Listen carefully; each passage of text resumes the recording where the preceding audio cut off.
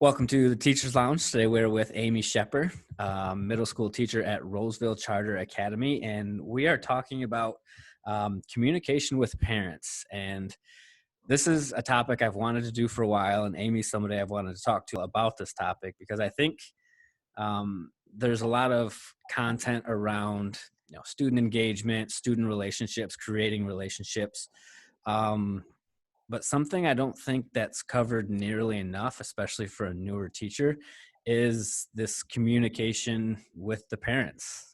It's something that you deal with a lot, and it's something that takes practice, and it can be frustrating at times. So thank you, Amy, for being on with us. I'm actually looking at a quote here from your principal that says, "You are one of the best that we have in our school when it comes to communicating with parents." And I think where I want to start with this is, from your perspective, just kind of a high level view of this. What different types of communication with parents are there? So I think in terms of types, there's positive is sort of the easy one. It's always nice to make those positive phone calls home or positive texts or emails. And then you have the communication that is maybe letting them know about a concern or an issue that you are seeing, which can be challenging. I think wording those carefully is probably the key. And then you have the very least favorite, probably the hardest ones to handle are the ones coming from the parents that are maybe not so supportive or are just upset about an issue, perceived or actual, that has happened. And those are always the ones that are a little bit trickier to handle. And whether it's by phone call or email, but those to me are the hardest ones to deal with. And I'm not a teacher. We create a lot of content for teachers, but I'm going to assume that there's not a template for these communications, that there is, on an average day, there's a lot of interactions that students have with each other, with teachers, with staff. Is there a way that you can kind of practice this communication, or is it just simply a case-by-case basis? I have found that it's usually case by case, but I think that over time you sort of develop your own style of how to deal with a situation. I am aversive to confrontation. I don't like confrontation. I try really hard to avoid it. Um, and and so I have coworkers that are extremely direct, and they are going to just face it straight on. And so I think that over time you develop a style. So I wouldn't say so much a template as much as an approach that's comfortable for you. Um, I don't think that one way is right and one is wrong, but I definitely think there's a way that is going to feel more natural and will make you come across as being more natural to the parent and more genuine. Are you sending unsolicited communications to parents about their students, about the classroom, or are you getting more communication from parents about their students, about the class, about homework, about tests, about behavioral issues, whatever it may be? I think that this year it's probably been a 50-50 split with just being virtual and being new for everyone. I've found that I try to be really proactive with notifying the parents. We send weekly emails with an outline of what the following week's going to look like, upcoming dates, important information.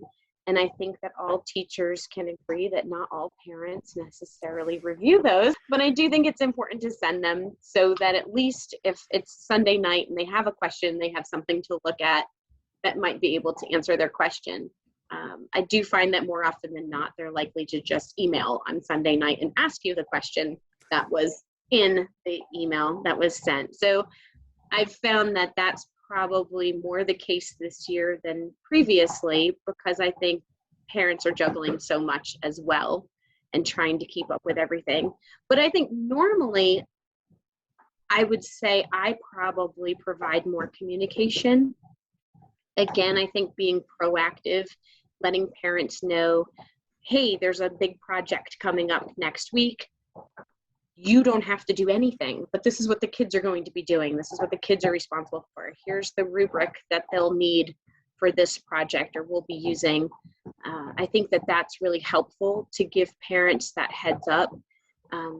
If there's something like picture day, of course, we send out the emails for that, but we try to keep it, we do one weekly email that sort of has everything in it. And then if there's anything extra, like an upcoming project or event or assembly that's directly related to their child, then I'll go ahead and send a separate email regarding that. I also try and be proactive if I see the students change in some way. So recently I had a student who's really just been struggling this year, really having a hard time. And the parent and I had communicated about some of those struggles throughout the year, but it's almost like a switch just flipped and suddenly work is getting turned in and they're participating in class, and it's really just been a different child. And so I try to, again, be really proactive with the parents and letting them know that I'm seeing that. And the parents are really grateful for that communication and to hear that. And I think it's really, really important to have that positive communication, even if it's for something small, because then when you might have to have a not so positive communication, it's more well received. So I try to be really proactive with those things. Even if it's a, hi, I've noticed your student hasn't been logging in the past couple of days. I hope everything is okay. So this proactive kind of approach that you take is one of the reasons that I wanted to talk to you. And maybe school has changed since I've been in middle school. But when I was, 12, 13, 14, even through high school, an email came from the teacher when I did something I shouldn't have. I didn't complete a project. And that's one of the things I really appreciate about, you as a teacher and you in your classroom, is that you are being proactive with a lot of this communication. I mean, I can't tell you how many times in my personal education career that projects due tomorrow and I've started now and I need poster board and glue sticks and we need to make a Yes. paper mache version of the earth. And, I think too often when we start thinking about parent communications, it's just from a negative aspect. But this proactive kind of approach to this it's a pretty cool mindset. Is this something that you find that the parents of your students really appreciate? Yes, I think it really helps to build a rapport with them so that it's consistency, first of all, so they know what to expect. They know to look for that email. And while they may not read it every week, they know if they have a question about something or they're not sure, they have a place to go to look for it.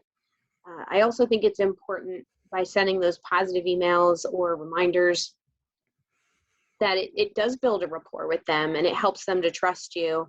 And I think probably every teacher has had a parent at some point where they feel like you are targeting their child and they don't understand that you probably don't have time to target their child, but they just have this mindset that you're almost picking on them.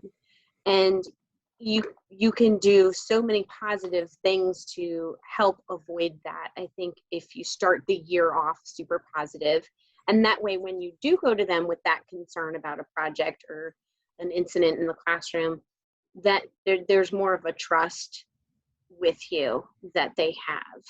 You mentioned trust, and that's something I hadn't considered in, this communication strategy and mindset, that, being in constant communication with them and, showing the good, the bad, here's what's coming, here's what we did. That, I think, trust is the perfect word.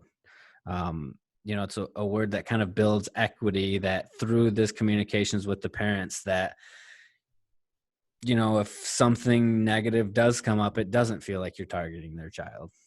This is actually happening in the classroom. You've built up this relationship with the parents. You've built up this rapport with them through these emails. This is what's coming, the proactive nature. That's something that, we were kind of discussing this as an episode that I didn't even think about. And that's something that is probably a layer of this communication that's incredibly important.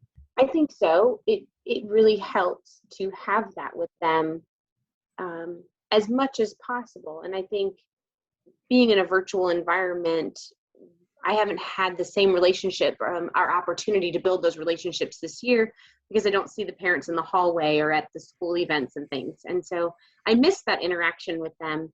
But when we've done our virtual conferences, I tried to schedule them for a little bit longer than I would in the classroom, because some of the parents, it's a way to connect with them. And they share stories about their trip to Disney, or they share stories about what's going on with their family, and how COVID's affected them.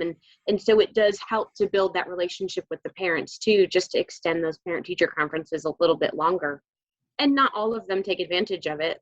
They some of them pop on, share what they need to, and hop right off, and that's fine. But others, it's nice to get to chat with a little bit as well. Do you think, and this might be a question that's impossible to answer or impossible to prove, but do you think that through these proactive communications, building the rapport, building the trust with parents, do you think there is a degree of they are helping the relationship between the student and you when they're at home? Like, I just think Absolutely. of, seventh, eighth grade Scott at home, and his mom and dad are getting emails about what's coming in the classroom. I can promise they would be reinforcing the same things that are coming in those emails. This is what's coming. Are you ready for this test? Are you ready for this project? That's got to be a cool thing for a teacher to have, because middle school kids, I remember being in middle school, I was not even remotely responsible. But to have your message kind of being reaffirmed at home, that's got to be such a relief for you as well. It is. It is. And I thought of an incident last year. I had a student, generally we had a really good rapport, but she was having a particularly not so great day. And she ended up taking it out on me, that she had had a disagreement with a friend and was extremely disrespectful.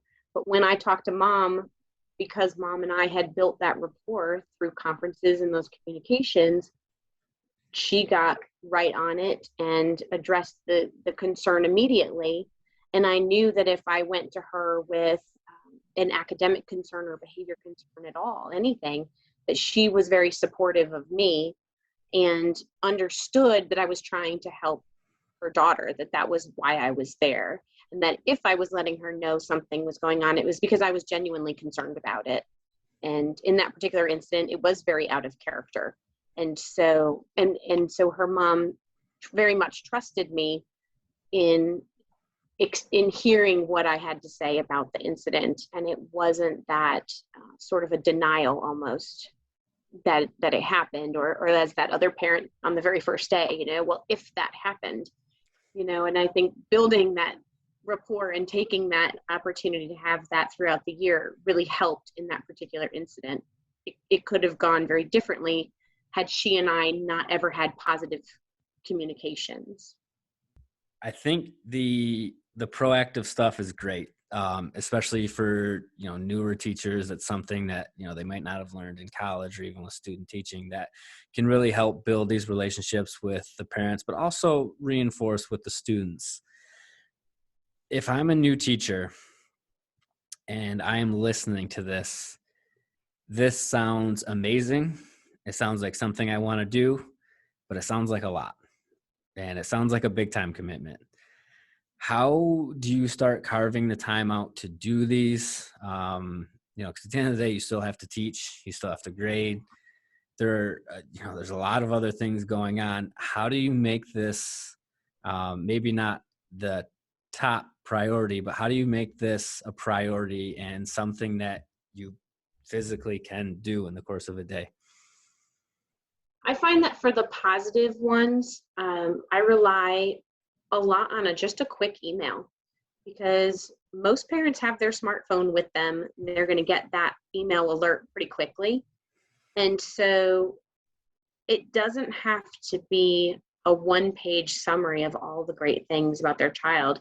Truthfully, 2 or 3 sentences goes a really long way. And when I do send just sort of a random, hey, your kiddo was on point today, they were sharing ideas, they were really participating in their group, that's really all you have to say. I just wanted to let you know the great things I'm seeing in my classroom, and hit send. I think that's an important qualifier, especially for a newer teacher. You hear every teacher will tell you the first couple of years feels like the world's going a million miles an hour, thrown into the deep end. That's an important clarification, that because the thought of emailing every week all your students that No, these need to include certificates and you know loved Andy's shirt this week, it looked great, even better was his attitude and his test score. Like that's I'm glad you mentioned that these do not have to be kind of a thesis of how sixth grader X was doing, that these short emails, couple sentences are more than enough to work. it doesn't have to be a formal letter or a cute certificate, and as a teacher we want to do those things, but time is of the essence. and and it means a lot to the parents. Again, it also seems more genuine than you trying to sit there trying to make this really flowery presentation about their child. It almost comes across as being disingenuous. And so it's important, I think, to just be sincere and say, this is what they did today, it was great, I was really impressed. It really genuinely makes a difference, especially for the kids that maybe you struggle to come up with those positives, that on a daily basis, the kids that are struggling behaviorally or academically and that you're struggling with, those are the kids that really need that positive email home. So I try really hard to make sure that they get it at some point fairly early in the year, just to Yeah. let the parents know I recognize the positive, because those parents are probably the ones that are used to getting the not so positive emails and phone calls. And so letting them know that you see the positive in their child really means a lot.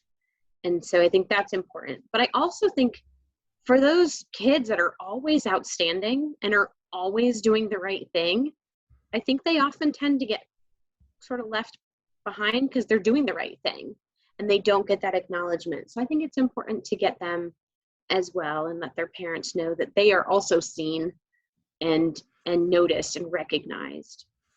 But There's a lot of definitely a 2 or 3 sentence email is the way to I go.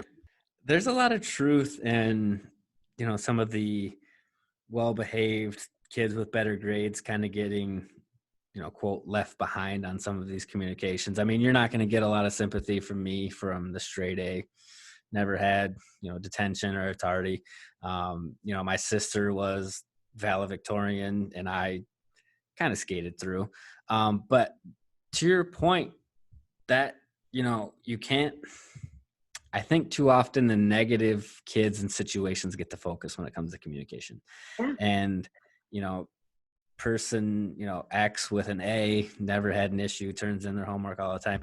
That communication is just important. Because I think too often we don't think that there are relationships with every student and every student's parents, that it's the old adage, 1% of the people make the loudest noise, they get the most attention. So I'm glad that you referenced that they can kind of get left behind, because I think there's some truth in that. Yeah, I think that because they're quiet and they're doing the right thing and you don't have to worry about them. And so you sort of redirect your attention. So I love the proactive. I love making sure that the touch points with your students that have good grades and no behavioral issues are good. But kind of elephant in the room. There are those students that are failing, don't try, have behavioral issues. How do you go about with that parent communication when it's not as easy? It's not as great as, hey, old Jimmy's got all A's, a delight in the classroom. How do you handle it when it's not so great? I think being honest and kind are the most important. And I think that they're equally important. I think parents generally know when their child is not doing what they need to do. They may not necessarily admit it, but they know it. And I think that it's important to address it very kind to, especially now, because we don't know what's going on at home. And I think it's important to not make assumptions that, well, this kid's just lazy, when maybe something's going on at home, their world's just falling apart. And so, I've had students lose their housing. I've had students I found out were sleeping on the floor. And a lot of these kids go through terrible things, and we don't know until after they've been happening for a while. And so I try not to make assumptions, even when my buttons are all pushed about that student, to try and give them some grace, and to let the parent know, I'm really concerned that student whoever is really struggling in social studies. I've noticed they haven't turned in any assignments this week. I've noticed they haven't been coming to class. Is everything okay? Is there anything I can do? And I think that that's helpful too, to offer that. Is there something I can do to help? Is there a time that I can meet with them? And again, it is time consuming, because now it's somebody else that I have to meet with, or an extra hour that I'm going to have to stay after. And the students that I've had that have had those types of situations where I've offered that hour, they don't necessarily always take it, but they're very receptive to being offered that time. And again, it builds that rapport and that understanding of that student. And you're not going to be able to get them all to come and to participate. And not every student that's failing and seems to not care is going to miraculously care. It's not like the movies, which as a beginning teacher, that was my expectation. I am going to step in there and I'm going to change them all, and they're all going to love learning and be engaged. And realistically, that's sadly not always going to happen. But all you can do is extend it and let the parent know that you want to help, that you're there to help. And sometimes they'll ask for it and take advantage of it, and sometimes they won't. But I think being honest and kind and offering assistance, if you can, then that goes a long way with parents. That's a great point on, even if somebody's failing behavioral issues, still offering this olive branch of kindness. I think, I don't want to generalize teachers or anything like that, but I think when a student is struggling, that there is this temptation to, kind of drop the hammer on them and say, your kid's not doing this, he's not doing that, not doing that. We recently did a podcast on creating relationships in an urban environment. And one of the things that the teacher that we were doing it with that really struck me that he said was, you have to remember that these are kids dealing with a lot more than sixth grade social studies. And, at that age, you are not that fully formed emotionally or even mentally, and you don't know how to handle things. And that can get brought into the classroom. And to your point, if you just send an email that just hammers student X to his parents, and to your point, like you said, students have lost housing. Their parents might be going through a divorce. There's all of these other things that can show up in a sixth grade class. So I love the fact that you, even with kids that may be struggling, have behavioral issues, don't pay attention, don't take social studies seriously, that you're still offering this olive branch of kindness. And that's got to go a long way with the parents too. It's got to go a long way with the students as well. Well, I think it helps the parents, again, to see that you're on their side, that it's not that you don't like their child. It's not, you don't, and it's hard because I'm not going to say that I haven't failed this miserably, but you don't want them to see that you're frustrated with their child, even if you are frustrated with their child. And sometimes the parent is equally frustrated with the child. More than one time I've had a conversation with the parent, and the parent, I'm almost talking them down by the end of the conversation. So I think that it's important to again just show that this is an alliance. I'm not against you. I'm not judging you. I'm not against your child. Your child is driving me insane, but I am trying to help them. And I think again the kindness goes a long way in building that rapport with the parent, which And then that occasionally motivates the child to do a little bit more. and that I think is what gets lost in some of these not so positive communications. At the end of the day, you are trying to help the child, and trying to make sure that the parents don't take this personal. You're not targeting their student. It's not like a beef you have with him or her. It's, I want them to do well in my class. This is what's going on. This is how we can kind of fix it. um in the 17 years that you have been a teacher, how much do you think you've grown in this area of communicating with parents? Huge, huge. I used to be very, very intimidated by the parents, and I would try to avoid them because I was so afraid of upsetting them when I was a new teacher. I just wanted to please everybody. And it would just hurt my feelings terribly if somebody was upset with me because I was trying so hard. I think as a beginning teacher, you're just trying so hard to do your absolute best and be the best in all things.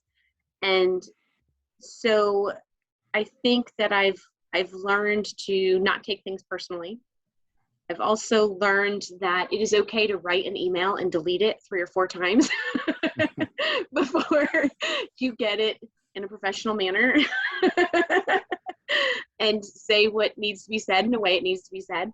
Um, I've also learned to choose my battles, that you can't please everybody all of the time. So, be honest, be you, whatever that is. If you are more comfortable being very direct, be direct, but be kind too.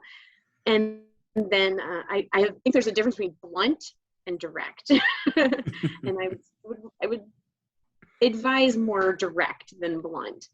But also, if you are like me and you're not really big on confrontation, that's okay too. You don't have to go straight at them with the facts. And it's okay to have a kind of softer touch with it. You have to find the style that works best for you. I find I communicate better with email. It helps me to get my thoughts out and state what I mean more clearly. So I prefer email. I have colleagues that prefer the phone calls, that they're better at communicating verbally. And so I think it's okay to not have a one size fits all. The right way to do this is this. I think you have to find what's comfortable to you, because again, parents will sense it if you are kind of flubbing it as you're going along. They sense that, they know. And so I think being you is important, and building that relationship, trying really hard, and sometimes it's really hard to find those positives and focus on those. So even if it's something that the student sat in their chair through all of math today, if that's a big thing, send the email. They sat through math. And if they raise their hand in circle time, that's a big deal. Send an email. And the parents really appreciate that you see the positive, because that's their child. And when I became a parent, you get a different perspective, because that's their sweet angel baby. That is their most precious little being. And so it is hard to hear negatives about your child, even if you know they're true. It's hard. And so having a teacher say something positive, you do kind of like, that's my child, and you beam, and you're so proud of your little angel. And so it really does mean a lot to parents to have that positive feedback from you about their child, and being proactive.